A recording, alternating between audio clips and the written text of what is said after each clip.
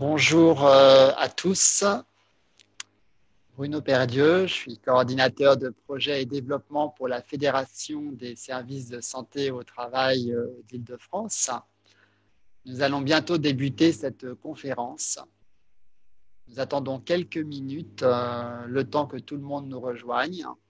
Nous avons beaucoup d'inscrits ce matin et les personnes sont en train de se connecter. Voilà, donc je vous demanderai de bien vouloir patienter juste quelques secondes et nous pourrons commencer ce webinaire. En attendant, je vous précise que le support de cette conférence sera disponible de suite après sur le site internet de la Fédération www.fédération-santéautravail-île-de-france.org et le replay dans la journée. Nous avons encore pas mal de personnes qui se connectent actuellement. Donc, je vous fais patienter juste quelques secondes pour démarrer bientôt ce webinaire sur le sommeil et le télétravail.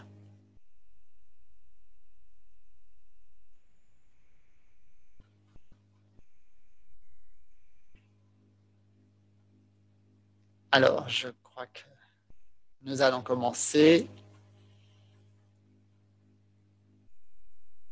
A priori, nous avons déjà pas mal de participants qui sont arrivés.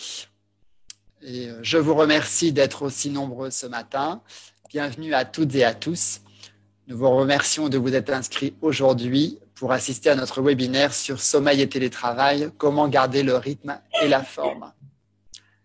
En cette période de crise sanitaire donc, qui se poursuit pour nous tous, nos rythmes sont bouleversés et nos organismes assez éprouvés.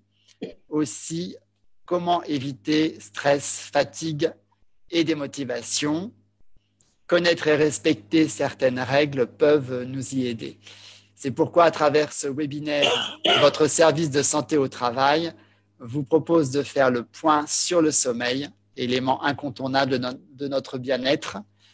Le docteur Royan Parola va aborder les règles et les bienfaits du sommeil et vous donner des conseils pour le restaurer et mieux vivre en télétravail.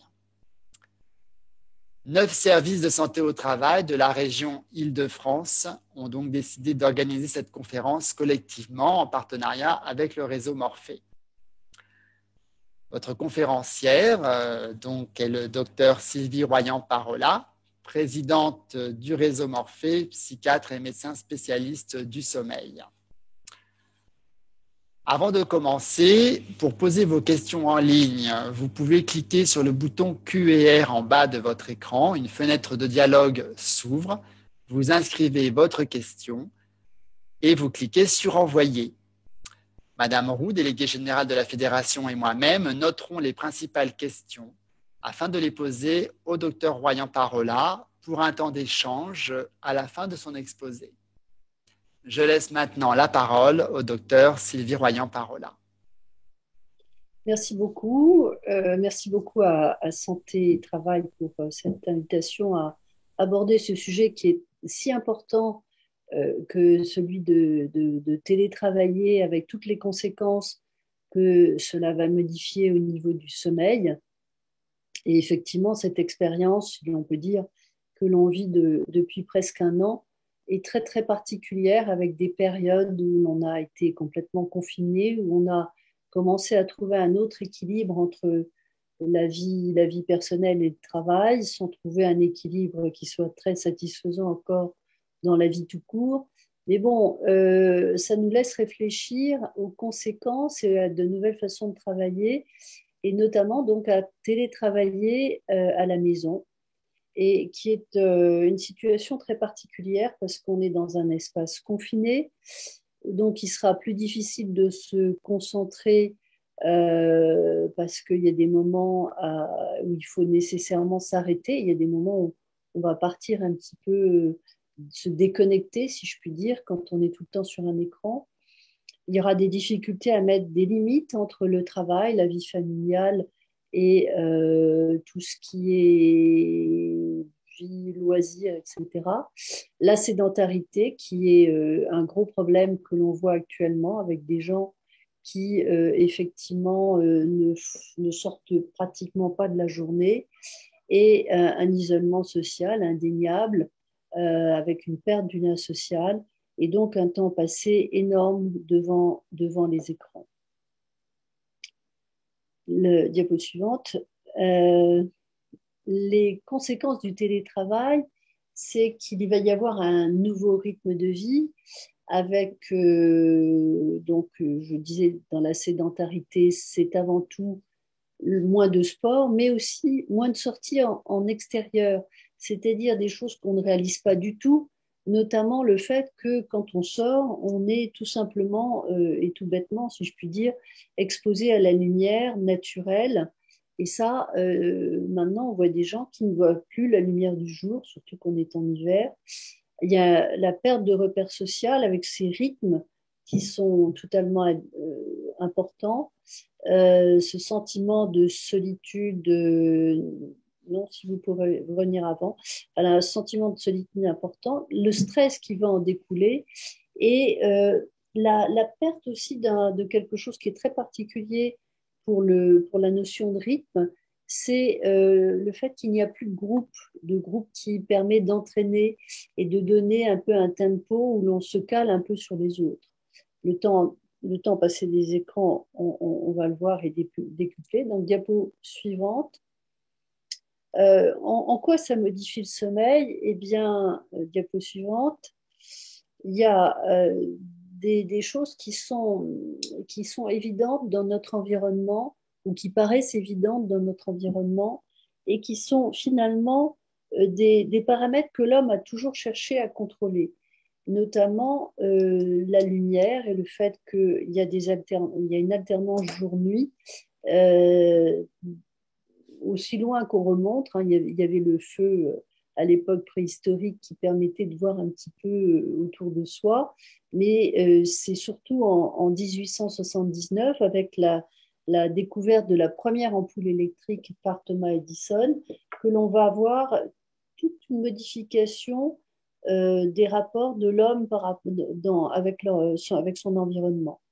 En 1890, ça a été le début du travail de nuit dans les usines, qui était un travail très, très lourd, très important. Et il faut noter d'ailleurs qu'il a été interdit aux femmes jusqu'en 2001. Et en 1994, autre révolution qui arrive et qui va modifier nos rapports avec l'environnement, c'est Internet dans les foyers. Et 2007, c'est la généralisation des smartphones. Donc on voit que toutes ces inventions humaines, finalement, vont petit à petit modifier notre rapport à l'environnement et modifier nécessairement notre sommeil. Diapo suivante.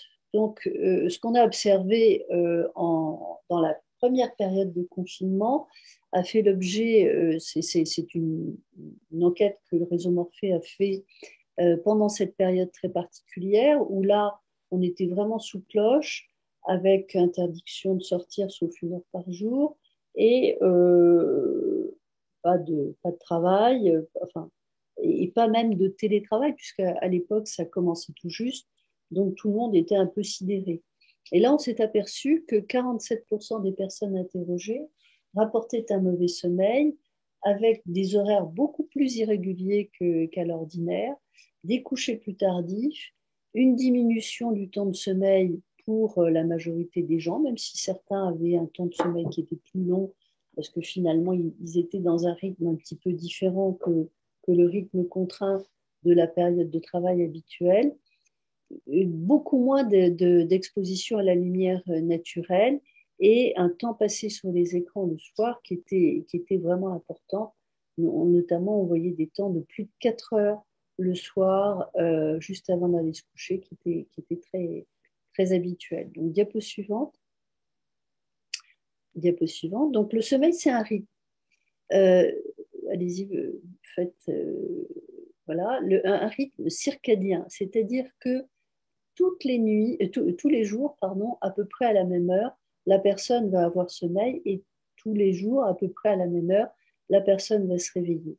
À droite, vous avez une représentation actimétrique du rythme veille-sommeil et on voit que c'est très régulier avec des couchers qui sont plutôt avant minuit dans la partie haute et un petit peu plus tôt à partir du lundi 29 mars et un temps de sommeil qui est plutôt de l'ordre de 7h, 8h, un réveil qui est aussi régulier. Et le petit changement au niveau de l'heure d'endormissement à partir du 29 mars, c'est parce qu'il y a eu le changement d'horaire et donc on voit que la personne se décale un petit peu. Et donc ce rythme, il est très répétitif, très spécifique d'un individu, avec notamment ce qu'on appelle des gens du matin, donc plutôt couche-tôt, lève-tôt, et des gens du soir, plutôt couche-tard, lève-tard. Alors justement, à propos de ça, un petit sondage, diapo suivante. Est-ce que vous pensez être du soir ou du matin? On va vous laisser un petit temps pour répondre. Donc vous allez cocher la case qui vous correspond, enfin, qui correspond plutôt à votre sentiment, pour qu'on voit un peu si c'est la répartition habituelle par rapport au sommeil. Allons-y, allons-y. Là, je ne vois pas pour l'instant beaucoup de votes, mais je suppose que j'aurai le résultat du sondage qu'à la fin. Alors, est-ce que tout le monde a voté? On va peut-être regarder les résultats. Eh bien, on voit qu'il y a 54% de gens qui sont plutôt du soir et 46% des gens qui sont plutôt du matin. Ben, vous êtes un peu dans la tendance, je dirais, standard, c'est-à-dire qu'il y a toujours un petit peu plus de gens du soir et un peu plus de gens du matin, tout au moins pour une population, j'imagine, de votre âge, c'est-à-dire de gens qui travaillent entre 25 et 55-60 ans. Chez les gens plus jeunes, on verrait plus de gens du soir beaucoup plus de gens du soir que de gens du matin. Et chez les gens plus âgés, au-delà de 60-75 ans, là, on va avoir plutôt des gens couche-tôt, lève-tôt. Donc, on est dans cette dimension, dans une dimension circadienne qui est intéressante parce qu'il y a des gens qui peuvent être en souffrance au niveau du travail si on les pousse trop à se lever très tôt alors qu'ils sont plutôt du soir ou l'inverse, à se coucher tard alors qu'ils sont plutôt du matin. Et ça dépend d'une caractéristique génétique. Et même s'il y a un rôle indéniable de notre synchronisation par rapport à l'alternance jour-nuit, et qui est montré là avec le fait que l'alternance lumière-obscurité, ça donne un signal régulier de synchronisation.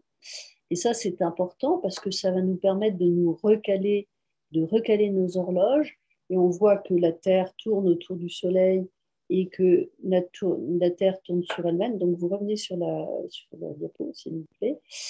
Et donc, c'est un rythme de 24 heures qui fait que ça organise notre vie sociale.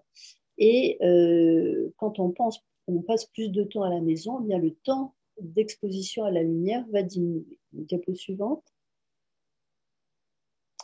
La lumière, elle va avoir un rôle absolument fondamental pour nos horloges internes. En fait, la lumière est captée par les yeux qui vont à ce moment-là envoyer des messages qui passent par la rétine avec les cellules réceptrices jusqu'au noyau suprachiasmatique. Après, vous avancez s'il vous plaît, merci. Il y a une autre structure au niveau du cerveau qui est importante, qui est l'épiphyse, qui elle va sécréter une hormone que vous connaissez tous, la mélatonine. Et la mélatonine a des liens, enfin, avancés, merci Céline. L'épiphyse va être en lien avec ce noyau suprachiasmatique dont elle reçoit des connexions, mais qui va agir aussi en retour et pour finalement, flèche suivante, agir sur tout l'organisme. Et la mélatonine, en fait, va permettre de mesurer le temps qui lui est apporté, dans la notion, disons, est apporté par les liens avec ce noyau suprachiasmatique qui reçoit la lumière directement. Donc, en fait, vous avez ces deux structures, le noyau suprachiasmatique qui est complètement en rapport avec l'extérieur au niveau de l'éclairement et qui va donner, en fait, ce message à une hormone qui est la mélatonine, qui, elle, est diffusée dans tout notre organisme. Et donc, toutes les cellules du corps vont se mettre en phase pour être en rapport avec ce rythme veille-sommeil. Diapo suivante. Alors, la lumière, elle a vraiment un effet tout à fait étonnant sur les rythmes. C'est-à-dire qu'une lumière forte le matin va entraîner les rythmes de telle sorte qu'il va y avoir une avance de l'heure du réveil et une avance de l'heure de l'endormissement. À l'inverse, une lumière forte le soir va repousser les rythmes avec un endormissement plus tardif et un réveil plus tardif. Et l'activité physique va avoir le même type de rôle aussi. Et vous voyez, par rapport à ce qui se passe le soir, que ça nous permet de comprendre les messages que va envoyer un téléphone portable, par exemple, que l'on regarde le soir, ou une tablette que l'on regarde le soir, parce que ça va avoir tendance à repousser notre heure d'endormissement. Donc, je disais que l'activité physique, donc il faudrait une activité physique soutenue va avoir le même rôle que la lumière sur les rythmes. Donc, on a deux outils là, qui sont à la fois la lumière et l'activité physique, qui vont pouvoir jouer sur la synchronisation de nos rythmes. Et quand on est dans cette période où on modifie vraiment nos rapports à l'environnement, nos rapports à la lumière, ça va être un petit peu les deux piliers en fait sur lesquels on va s'appuyer par la suite pour restructurer nos vies. Alors la lumière, elle a aussi cette caractéristique de ne pas être perçue de la même façon en fonction de l'âge. Vous savez que tous les corps vitreux qui sont au niveau de l'œil vont avoir tendance à se pacifier avec l'âge. Le plus commun, c'est le cristallin, hein, qui donne cette perte de perception de la lumière. Eh bien, effectivement, la lumière va être beaucoup plus forte, beaucoup plus fortement perçue chez les jeunes à 10 ans. Et alors, quand on a 95 ans, on va plus percevoir grand-chose. Tout est un petit peu gris, estompé. Diapo suivante. Alors, la lumière naturelle est malheureusement mise en compétition avec tout ce qui va être directement lié aux écrans, parce que les écrans nous apportent une lumière bleutée qui est très proche de la lumière du jour. Et là, on a des chiffres qui sont assez accablants sur le temps que l'on passe sur un écran, pour les jeunes en tout cas, entre 2012 et 2017, vous voyez qu'on est passé de 5h40 en 2012 à 9h57 à 2017. Et vous allez voir pourquoi c'est important. Donc, diapo suivante. Alors, déjà, combien de temps vous passez devant un écran le soir avant d'aller vous coucher? 30 minutes, entre 30 minutes et 1 heure, entre 1 heure et 2 heures, entre 2 heures et 3 heures, plus de 3 heures. Allez, soyez honnête. Hein.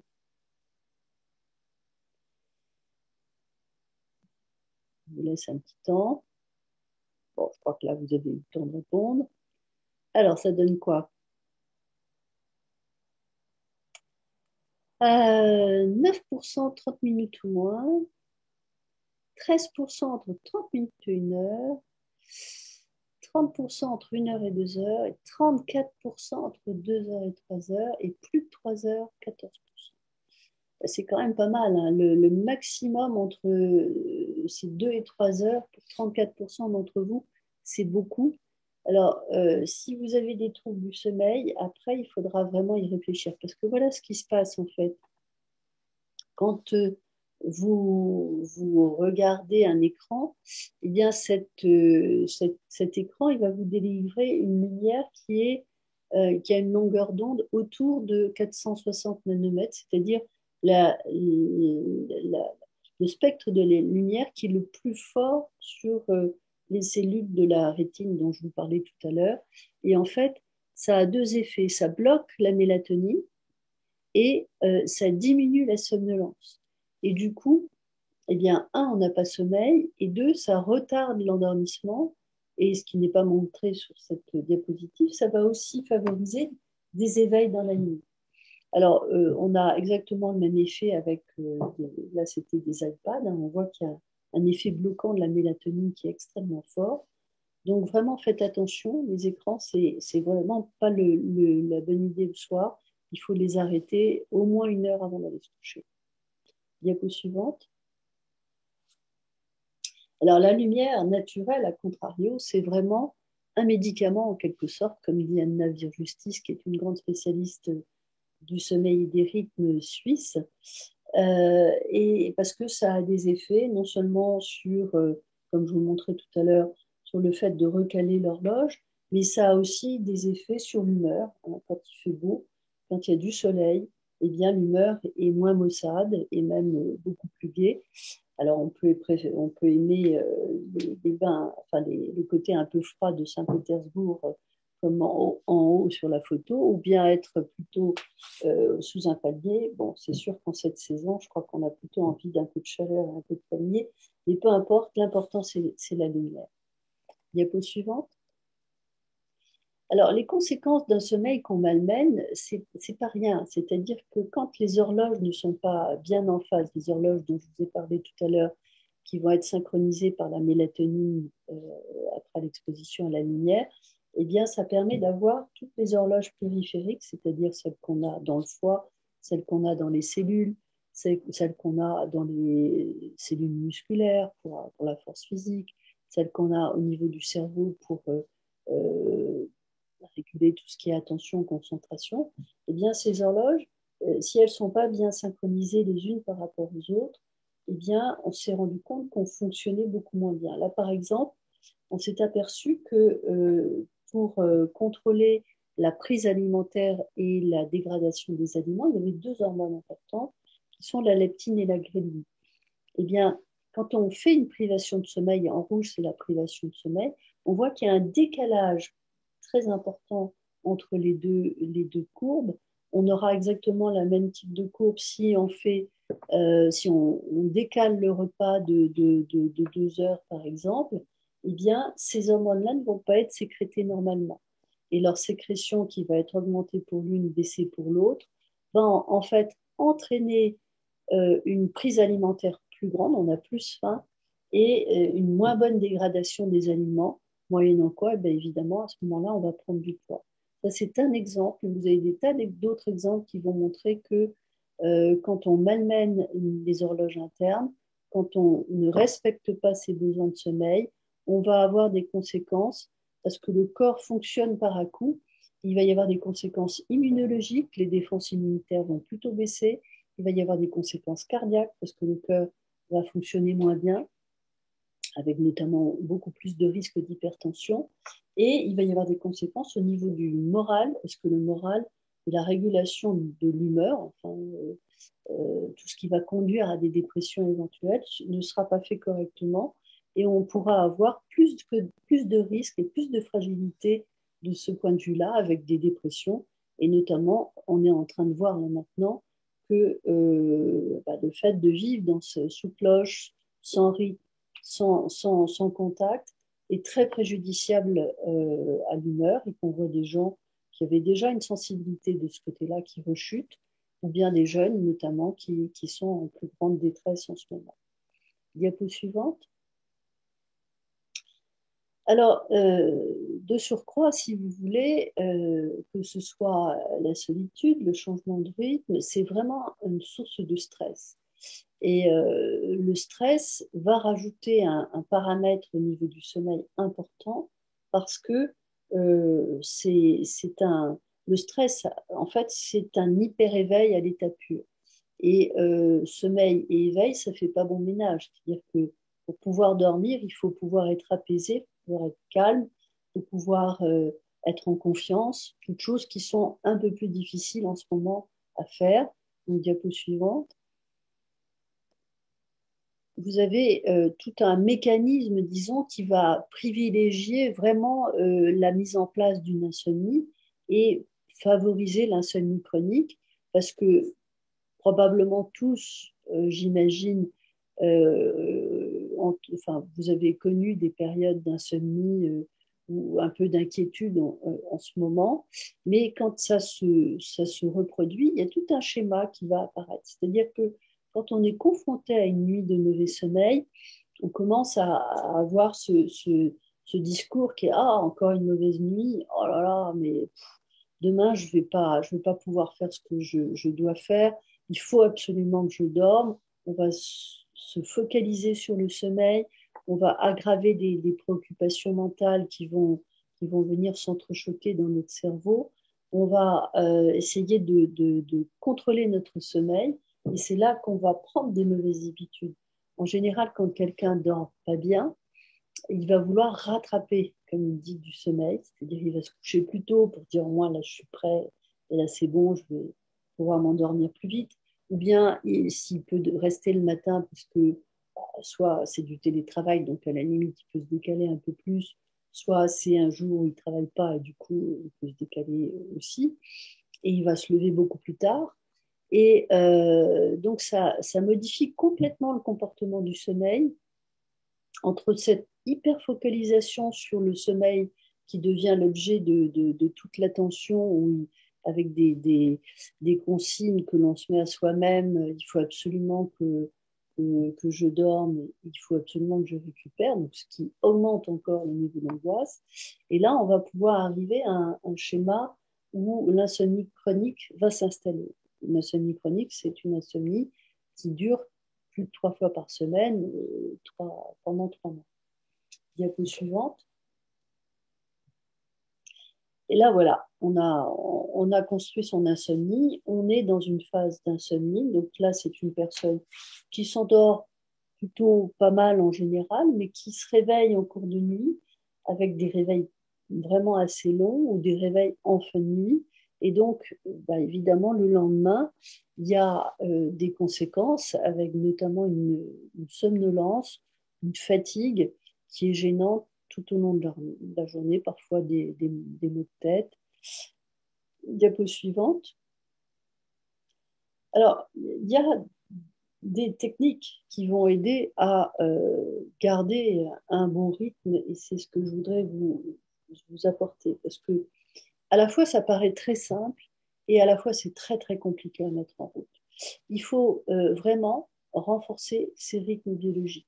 Dès lors qu'on va instaurer tout un système qui va permettre de contrôler notre activité et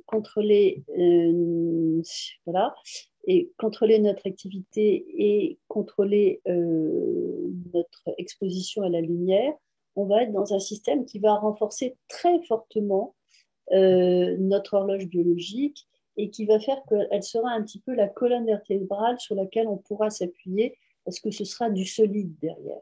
Alors, comment on va faire? Photo suivante. Eh bien, s'il n'y a pas assez de lumière naturelle, et c'est vrai qu'en ce moment, bon, on a des jours qui commencent à rallonger, heureusement, mais on ne peut pas dire qu'il y ait encore une luminosité extrêmement forte. Donc, il y a des systèmes qu'on appelle des lampes de luminothérapie qui apportent une lumière proche de la lumière naturelle et qui sont particulièrement intéressantes donc en hiver, qui ont un effet tout à fait reconnu sur l'horloge interne, mais il faut que ce soit des lampes qui délivrent une lumière forte, c'est-à-dire 5000 lux à 50 cm. Donc il faut bien faire attention dans le commerce quand on prend les lampes, pour prendre des lampes qui sont dans ce niveau d'intensité lumineuse. Y a pas ce ne sont pas des dispositifs médicaux, donc on ne peut pas dire que c'est passé par un circuit médical. C'est strictement, quand c'est aux normes, c'est juste les normes CE de sécurité d'électricité, donc ça n'a rien à voir. Mais bon, voilà, les lampes de luminothérapie, ça existe. On peut les utiliser notamment le matin, ça a un effet vraiment important pour synchroniser nos rythmes. Diapo suivante. Le deuxième paramètre, c'est le sport. Et on a vu que chez les mauvais dormeurs, le sport, enfin, l'exercice physique régulier augmente le sommeil profond, augmente le temps de sommeil total, diminue la latence d'endormissement, diminue les éveils intrasommeil. Donc vraiment, c'est tout bénéfice pour quelqu'un qui dort mal. Mais quand on parle de sport, c'est pas en faire une fois ou deux fois par semaine pendant 1 heure et demie. En fait, on tire beaucoup plus de bénéfices au niveau du sommeil si on le fait tous les jours ou presque tous les jours, pas dans des durées aussi longues, mais minimum 20 minutes, idéalement une demi-heure tous les jours, plutôt le matin ou en début de journée. Et là, on va avoir, enfin en cherchant plutôt un sport cardio-training, c'est-à-dire où on transpire un peu, où on augmente un peu sa fréquence cardiaque, mais sans être dans la performance de fou, et puis qu'on adapte bien sûr en fonction de ses possibilités. Quelqu'un d'âgé, ça va être simplement une marche un peu plus rapide, ou un petit peu de gymnastique au sol. Mais vous pouvez avoir des appareils aussi chez vous qui vont vous aider, notamment parce que faire du sport, aller courir pendant l'hiver, c'est pas très agréable, que quand vous courez sur des terrains qui sont trop durs, vous vous faites mal. Donc des appareils comme un vélo elliptique ont l'avantage d'être doux, disons, pour les articulations et pour les tendons, mais par contre, qui peuvent vraiment entraîner un exercice où vous accélérez votre fréquence cardiaque juste ce qu'il faut. Et vous pouvez faire les deux. Vous pouvez avoir une lampe de luminothérapie devant votre vélo elliptique et du coup, là, vous avez en une demi-heure tout ce qu'il vous faut. À la fois la quantité de lumière et à la fois l'exercice physique qui est souhaitable. Diapo suivante. Alors, combien de temps vous passez dans votre lit, même si ce n'est pas pour dormir? Enfin, donc, à quelle heure vous allez vous coucher le soir et à quelle heure vous vous levez, donc pour avoir le temps de vous passer dans le lit? Combien de temps? Moins de 8 heures, entre 8 et 9, entre 9 et 10, plus de 10. Allez, ne trichez pas.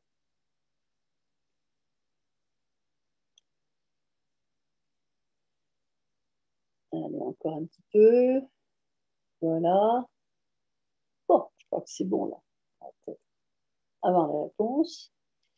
Eh bien, on voit que vous êtes 42% à passer moins de 8 heures dans votre lit et 37% entre 8 et 9, 16% entre 9 et 10 et plus de 10, 5%.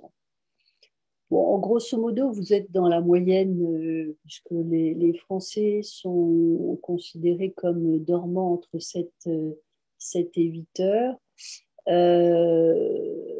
Bon, des gens qui passent plus de 10 heures au lit, euh, il faut s'interroger sur ce qui se passe. Parce qu'un des mécanismes d'entretien de l'insomnie, ça va être justement de passer beaucoup trop de temps dans son lit. Je vais vous montrer pourquoi.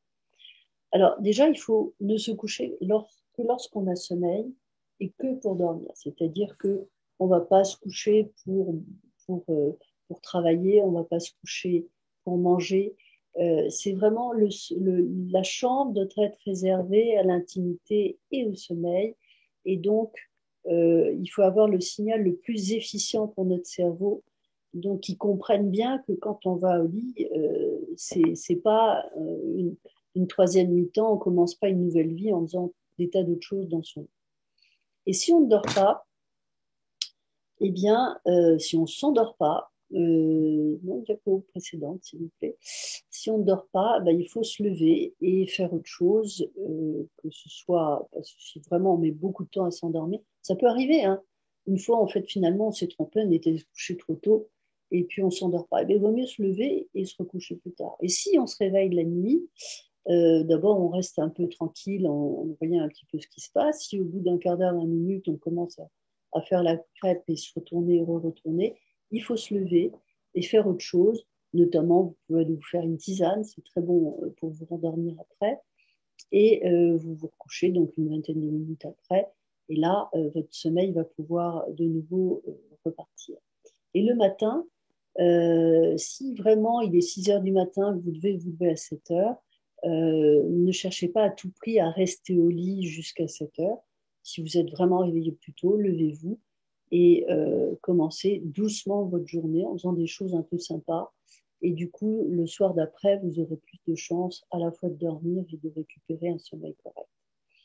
Si vous êtes un peu fatigué, il vaudra mieux faire des siestes brèves, une vingtaine de minutes, mais en tout cas pas dormir plus tard le matin.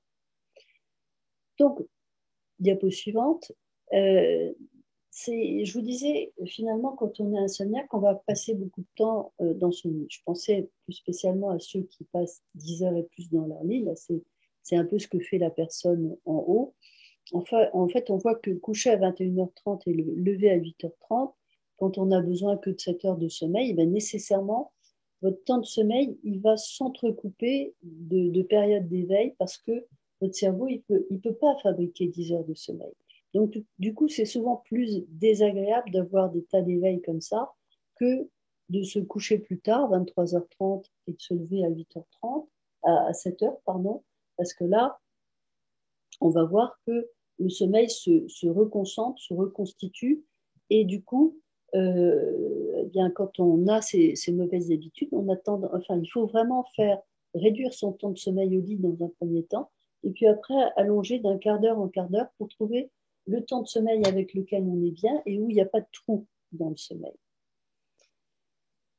Donc, on est vraiment dans un process de changement d'habitude. Diapo suivante. Vous avez effectivement le fait qu'il faut réserver la chambre au sommeil et à l'intimité. Et la chambre aussi, surtout dans des périodes compliquées comme maintenant, où elle est un petit peu envahie par un espace de travail, hein, parce qu'il y a plein de gens qui vont venir travailler dans la chambre. Il va falloir pourtant réserver un endroit, même dans la chambre, enfin au niveau du lit, où c'est un espace protégé. C'est-à-dire qu'on ne travaille pas sur le lit, on travaille éventuellement à un bureau à côté, ou une table à côté, mais vraiment la chambre doit rester cet endroit protecteur intime et protégé où on peut lâcher et se couper du monde. Il faut restructurer aussi les rythmes et les synchroniseurs. Un petit truc tout bête, plutôt que de prendre une douche le soir pour être plus tôt le matin sur la brèche le matin, il vaut mieux prendre sa douche le matin. Ça vous permet à la fois de continuer à bien vous réveiller et de donner un signal fort, disons, de synchronisation. Faire du sport plutôt le matin, et par exemple, ça peut être de faire de la marche pour aller au métro. Ça peut être de faire vraiment du sport si vous avez le temps. Vous exposer à la lumière le matin ou le midi, et là en ce moment c'est plutôt le midi parce que le matin il fait nuit. Et attention à régulariser vos horaires de telle sorte que le lever soit le plus régulier possible d'un jour à l'autre. Ce n'est pas l'heure du coucher qui est important pour réguler l'horloge, c'est vraiment l'heure du lever. Diapo suivante. Alors, il y a différents outils pour surveiller votre sommeil et le réseau Morphée vous en met deux à disposition. Il y a d'abord l'agenda du sommeil. Vous en avez vu un exemplaire tout à l'heure avec l'exemple de l'insomnie. Alors, vous allez animer un petit peu pour que je montre comment on remplit les choses. Alors, une flèche vers le bas, ça permet de dire à quelle heure on se met dans son lit. Ensuite, la zone assurée, c'est la période où on dort. Allez-y, continuez. Donc, on voit qu'il y a un éveil possible.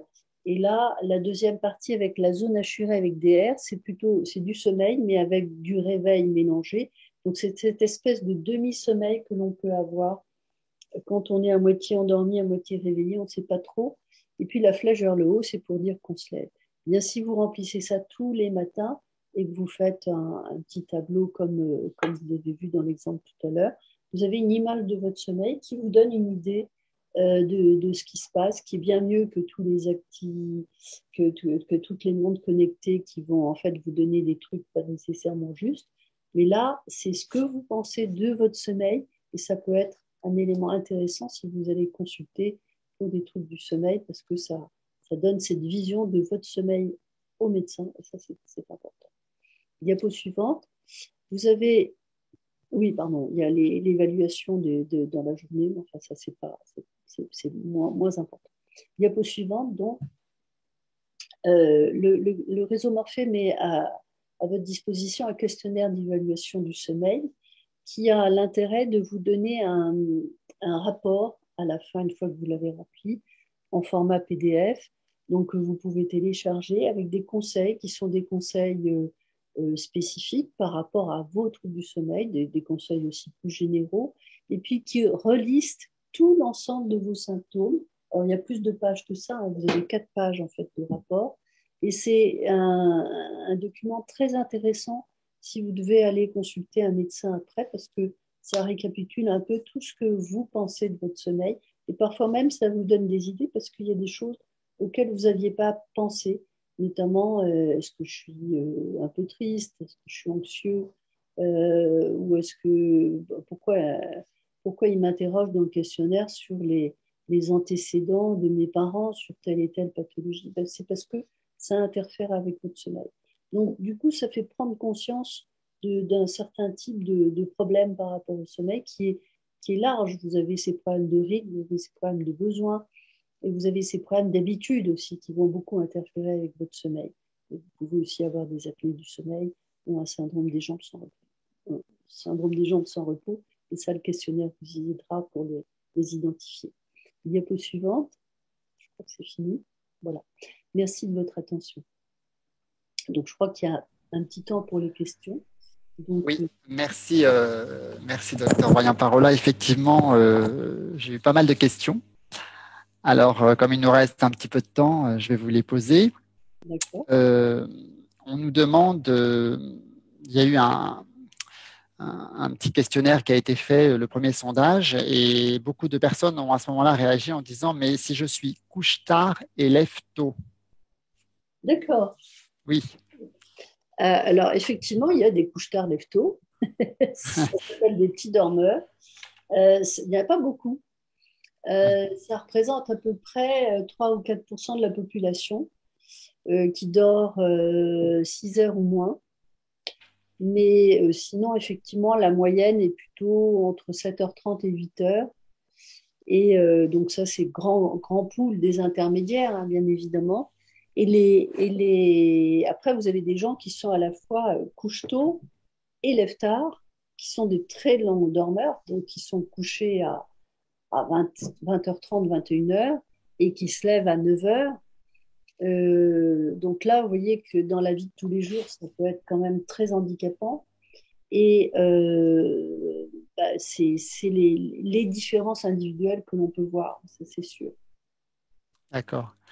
Nous avons aussi une personne qui nous demandait quel est l'impact sur la santé de ne pas voir la lumière naturelle du jour.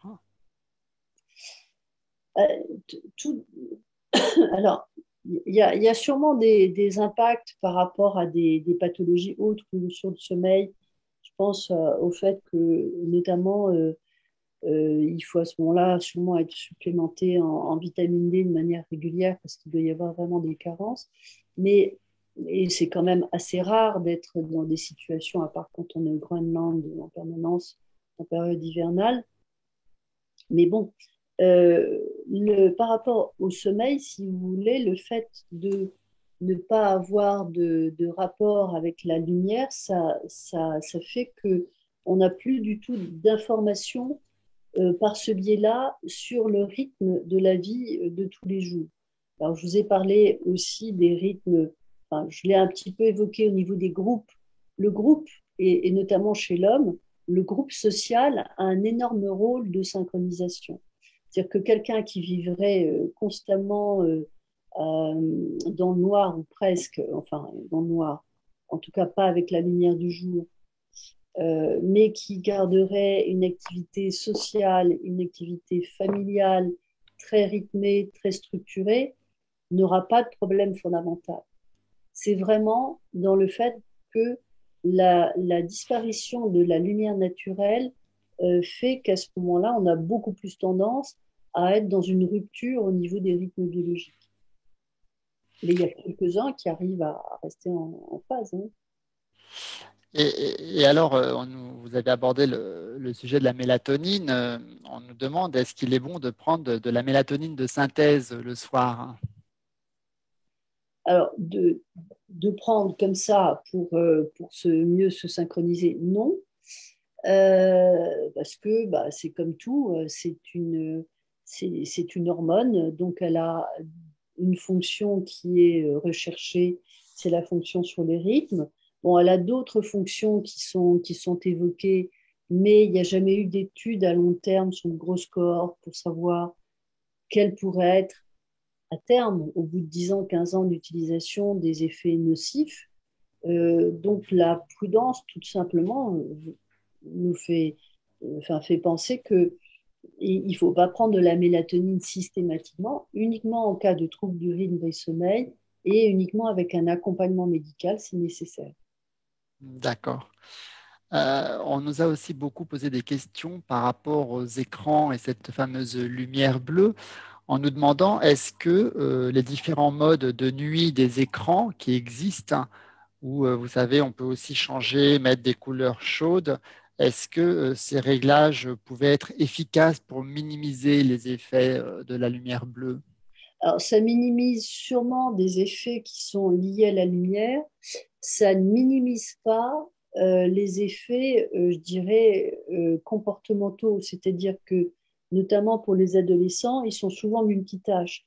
C'est-à-dire que sur un téléphone portable, ils ne sont pas simplement en train de regarder une vidéo, en même temps, ils chattent avec les copains pour des réactions sur des trucs, ou ils vont aller sur les réseaux sociaux. Enfin, et du coup, il y a des interactions où l'on est, où ils sont, ou bien où on est très sollicité sur sur le plan idéique, sur le plan de l'humeur, sur le plan des pensées. Et ce qui fait qu'à ce moment-là, on n'est plus du tout dans un état nécessaire à l'endormissement qui est celui d'être déconnecté. Pour vraiment s'endormir, il faut pouvoir se mettre un peu, je disais tout à l'heure, dans sa bulle. C'est-à-dire qu'on se replie sur soi, on se coupe du monde. Et là, on peut laisser venir les mécanismes du sommeil. Si on est constamment en train d'agir et d'interagir avec les autres, notamment au travers de ces super outils que sont les téléphones portables, même s'il n'y a pas la lumière, on est dans quelque chose qui est contradictoire. On donne deux messages qui sont contradictoires à notre cerveau. Et est-ce qu'on sait si, c'est une question qui nous était posée aussi, la télévision a le même effet que les autres types d'écrans, téléphones, tablettes? Alors, la télévision a un effet moindre après, parce que vous êtes à peu près à 3 mètres, 2-3 mètres ou moins de l'écran. Donc, la luminosité elle-même est moins forte, mais après, il y a le contenu de l'émission. Et puis, force est de constater qu'il y a des écrans maintenant qui sont énormes. Et si le rapport distance de vos yeux et écran fait que c'est un truc qui est vraiment très très fort, vous pourrez avoir dans ces cas-là, mais qui ne sont pas le cas le plus courant quand même, hein, avoir un effet qui va être semblable avec ce qu'on a avec un téléphone portable. D'accord. J'ai une question alors sur un autre ordre d'idées là qui nous sont posées en direct. Euh, il s'agit du sport. J'ai vu passer, excusez-moi, je recherche la question, mais c'était par rapport à l'heure de coucher. Donc, en fait, on voulait savoir est-ce qu'on peut faire du sport après 18 heures, hein, et comme on sait que le sport augmente un peu la température du corps, voilà, quelles sont les préconisations? Alors, le sport, du point de vue des rythmes et du point de vue du sommeil, ça, c'est vraiment à distance du sommeil que c'est mieux, c'est-à-dire au moins 8 heures avant l'heure d'endormissement. Mais il y a des gens qui ne peuvent faire du sport que le soir.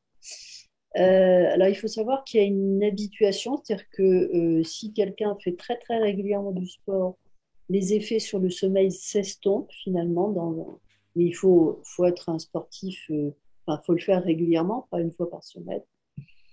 Et d'autre part, à ce moment-là, il y a quand même, par rapport à l'endormissement, il faut essayer quand même de garder au moins 2 heures avant l'heure où on va s'endormir habituellement.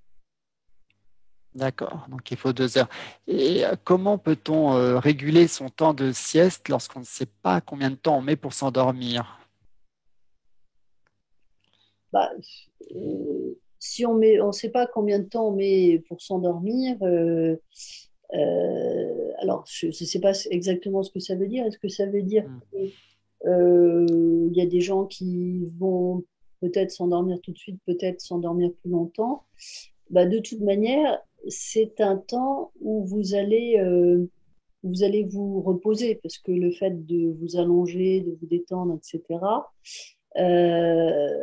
Et puis si vous vous endormez au bout d'une demi-heure, ça pose quand même problème sur le questionnement de quel est l'intérêt de la sieste. Donc l'intérêt de la sieste, c'est si vous avez un peu une baisse de vigilance et l'envie de dormir, que ça va vraiment vous apporter un plus. Sinon, ça n'a pas grand intérêt. Donc, du coup, enfin, il faudrait que les gens mettent une alarme au bout d'une demi-heure pour pas dormir trop longtemps parce que s'ils s'endorment au bout d'une heure avec difficulté, après, c'est n'importe quoi. Ça vient désorganiser complètement le rythme de sommeil. On ne fait pas la sieste par obligation, on fait la sieste si vraiment on a une envie de dormir. Donc, l'envie de dormir, ça doit se traduire par un endormissement quasi immédiat. Sinon, c'est qu'on n'a pas besoin de sieste. On nous demande pour la luminothérapie, est-ce qu'elle est préférable plutôt le matin ou à quel moment et pour combien de temps? Alors, la luminothérapie est en effet préférable le matin, pendant 30 minutes minimum, mais plutôt 45 minutes si l'on peut. Donc, c'est pas toujours facile à organiser le matin parce que bah, même si on prend un petit déjeuner sans trop se presser, on va rarement faire 45 minutes de petit déjeuner. Donc, c'est vraiment le matin. Alors, ça peut être, il y a des gens qui ont les possibilités de travailler dans un bureau en en pouvant mettre la lampe de luminothérapie à côté, enfin à côté, sur leur bureau, à côté de leur écran, et pouvoir travailler le matin avec la lampe de luminothérapie. Mais par contre, il faut éviter la luminothérapie l'après-midi et bien sûr encore plus le soir, sauf si on est quelqu'un qui s'endort à 20h30 tous les soirs et qui est réveillé à 3h du matin. Là, la luminothérapie aura pour effet de décaler le sommeil avec un endormissement plus tardif et un réveil plus tardif. Est-ce qu'on sait combien de temps on passait devant les écrans avant confinement et couvre-feu? Est-ce qu'on a une idée? Est-ce qu'il y a eu des études de fait? On nous pose la question. Alors, oui, on l'a fait au niveau du réseau Morphée. Alors, je ne sais plus les chiffres. Je crois qu'on était, si vous voulez, les chiffres de 4 heures sur écran dans la soirée, pour l'ensemble de la population, je ne parle Ouais. pas d'un adolescent qui peut le faire, c'était rare. Et là, on était quand même à 40% de gens qui passaient 4 heures sur écran. Ça, c'est pas le soir, c'est toute la journée. Céline qui est en train de nous repasser la Ouais, diapositive. voilà. Et l'enquête sur le sommeil qui a été faite par le réseau Morphée, vous la retrouvez sur le site du réseau Morphée, mais j'ai D'accord. vraiment plus du tout une idée des chiffres. Mais c'était énorme, le passage de avant et maintenant, enfin maintenant.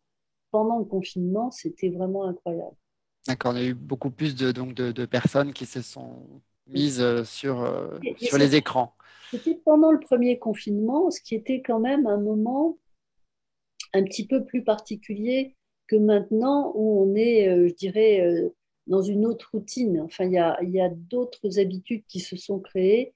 Le confinement, c'était un peu, c'était le premier confinement, c'était quelque chose de tout nouveau. Pour certains, ça a été considéré comme, bon, bah, finalement, on est un peu hors du temps pendant 6 semaines et ça va aller tout à fait normalement après.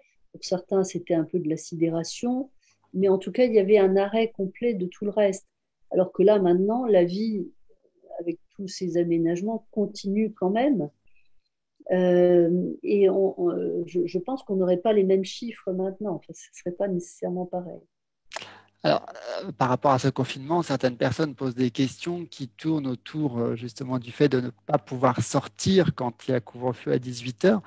Donc, quelle est la solution pour avoir le plus de lumière si on ne peut pas avoir la lumière du jour? Est-ce que la luminothérapie répond à ce genre de problématique? Oui, alors la luminothérapie répond au genre de problématiques en tant que pas de lumière, comment utiliser de la lumière à la place d'eux, mais le fait qu'il y ait un couvre-feu à 18 heures ne change rien du tout sur l'exposition à la lumière en hiver, parce qu'il fait nuit à partir de 5h30, enfin peut-être maintenant 6 heures, mais en tout cas, c'est pas la lumière de 6 heures et après qui est importante. C'est plutôt pour quelqu'un qui voudrait faire du sport à 6 heures du soir et qui ne peut pas. Euh, mais la lumière actuellement, pour prendre de la lumière normale, et c'est intéressant même en période de confinement ou télétravail, c'est de s'astreindre le midi, de sortir systématiquement pendant minimum une demi-heure pour faire un circuit, le tour du pâté de maison un peu plus élaboré, où l'on marche et où le seul but, c'est d'être exposé à la lumière. Et ça, c'est très important. Moi, j'ai des patients qui actuellement me disent qu'ils se mettent sur leur ordinateur à 8 heures du matin et qu'ils en émergent à 18 heures ou 19 heures avec juste une pause d'une heure le midi. Et parce qu'ils ont des réunions sur réunions, ce que je trouve totalement incroyable, parce qu'il y a même plus de pause pour, disons, déjà diminuer la concentration, enfin diminuer l'attention que l'on doit porter sur l'écran, mais en plus, il n'y a pas de pause pour pouvoir bouger. C'est, enfin, ça, tous les spécialistes du sommeil le disent, mais il n'y a pas que les spécialistes du sommeil. Il y a tous les gens spécialistes de l'obésité qui sont droit debout, tous les cardiologues, etc. Donc il y a vraiment, dans les conditions de télétravail, des alternances de pause avec activité et des alternances avec exposition à la lumière naturelle qui sont absolument indispensables. D'accord, je vous remercie.